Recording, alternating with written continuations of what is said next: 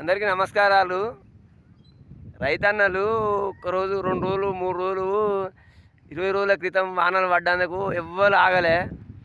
ఇగో ఇప్పుడు చూడండి, వానలు పడక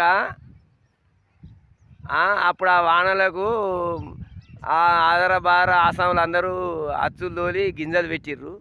గింజలు పెడితే వాన ఆకా నుంచి వెళ్ళి వాన లేదు.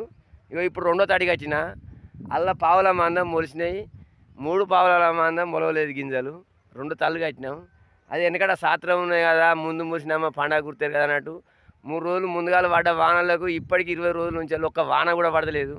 ఆసాములు అందరి పరిస్థితి కూడా ఇదే. నీళ్ళు ఉన్న వాళ్ళు అంటే నీళ్ళు కట్టుకుంటారు, నీళ్ళు లేని వాళ్ళ పరిస్థితి ఏంది చూడండి.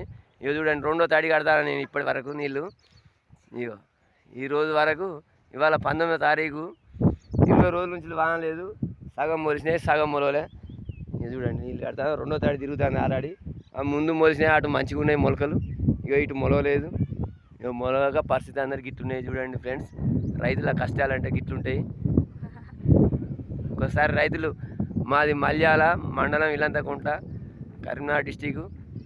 చూడండి, మీ డిస్టిక్లో కానీ మీ మండలాలలో కానీ వానలు పడతానయా లేదో ఒకసారి కామెంట్ బాక్స్లో కామెంట్ చేయండి ఫ్రెండ్స్.